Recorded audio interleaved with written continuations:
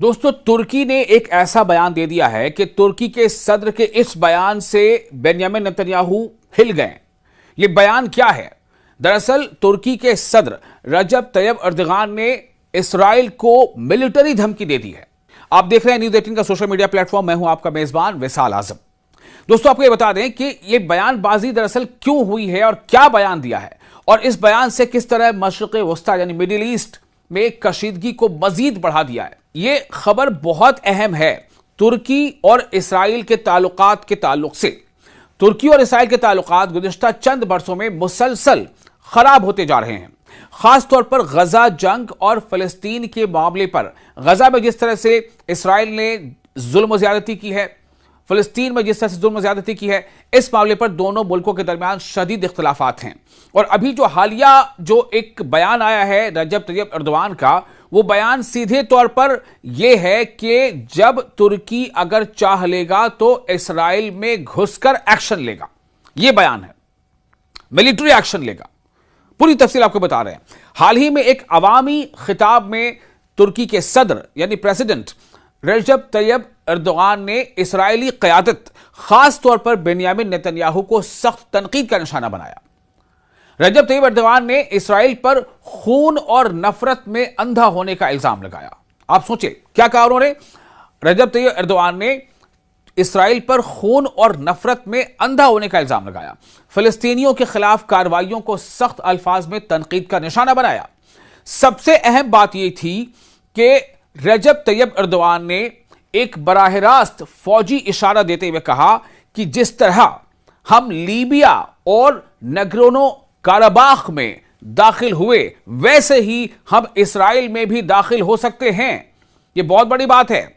यह बहुत बड़ी एक चेतावनी है इसराइल के लिए, तुर्की की जानिब से, तुर्की के सदर एर्दोआन की जानिब से। क्या कहा उन्होंने कि जिस तरह हम लीबिया और नगरोनो काराबाख में दाखिल हुए, वैसे ही हम इसराइल में भी दाखिल हो सकते हैं। यह बयान दरअसल एक मुमकिना मिलिट्री एक्शन की वार्निंग के तौर पर देखा जा रहा है। रजब तैयब अर्दोआन ने मजीद कहा कि खित्ते की मौजूदा सूरत हाल और आलमी ताकतों की मुदाखलत ने तुर्की को अब तक बराह रास्त कार्रवाई से रोके रखा है। अगर हालात मुख्तलिफ होते तो तुर्की पहले ही इसराइल के खिलाफ सख्त इकदाम कर सकता था। यानी इशारा इस तरफ था कि ईरान और अमेरिका में बातचीत हो रही है।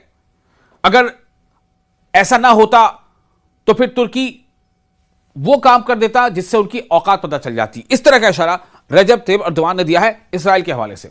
यह बयान इस बात की तरफ इशारा करता है कि तुर्की खुद को एक इलाकाई ताकत के तौर पर पेश कर रहा है। अब जाहिर सी बात है कि जब तुर्की के सदर रजब तैयब अर्दोगान ने इस तरह की बात कही है, यह एक तरह से चेतावनी, वार्निंग या यूं कह लें कि इंतबाह दिया है, तो इस पर इसराइल का कुछ ना कुछ रद्द-ए-अमल तो सामने आना था। इस बयान के बाद इसराइल की जानिब से भी सख्त रद्द-ए-अमल सामने आया है, क्योंकि बयानबाजी है।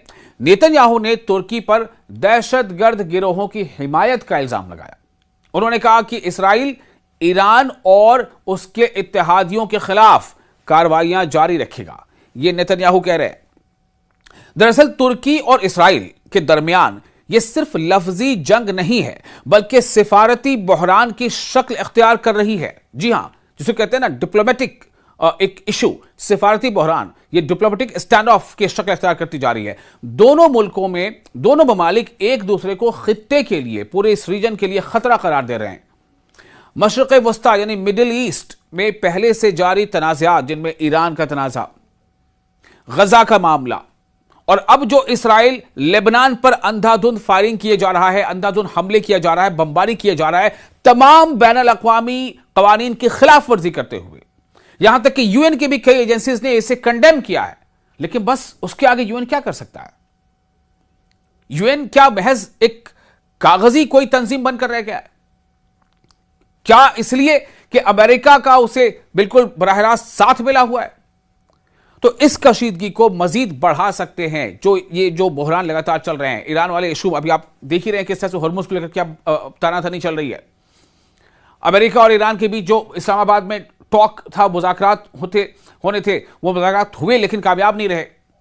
और जबकि जो इसराइल के साथ ये जो तनाज़ा है, इसराइल का तनाज़ा ईरान के साथ, इसराइल का तनाज़ा, इसराइल जो है फ़लस्तीन पर लगातार वो उस पर कब्जे किए जा रहा है, गजा पर बमबारी कर रहा है, वेस्ट बैंक पर कब्जा किया जा रहा है, लेबनान पर हमले कर रहा है, लेबनान की ज़मीन के अंदर दाखिल होकर के उसे बफर जोन बनाने की कोशिश कर रहा है। लेकिन इन सब के साथ साथ ईरान के साथ मामला क्या है, जबकि 1979 के इस्लामी इनकलाब के बाद से ही इसराइल के ईरान के साथ मुखालिफाना ताल्लुकात रहे हैं। इसराइल और तुर्की के ताल्लुकात ज्यादा हकीकत पसंदाना रहे हैं। इसराइल की तरफ से फ़लस्तीनियों पर मुसलसल जब्र तारीखी तौर पर अक्सर मुज़ाकराती तनाज़े का एक नुक्ता है, बजाय इसके कि खुली धमकियों से जारहाना तौर पर दुश्मनाना बयानबाजी को हवा दी जाए।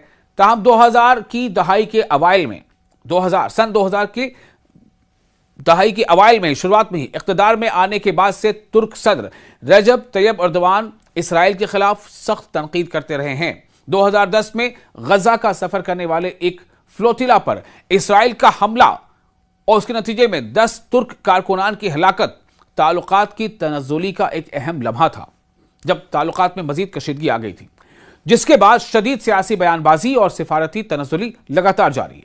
और अब यह सीधा बयान तुर्की का कि वो लीबिया और करावाफ जैसे जो एक्शन ले सकते हैं इसराइल के खिलाफ, ये अपने आप में बहुत बड़ी और बहुत ज्यादा इस कशीदगी में इजाफे को जाहिर करता है।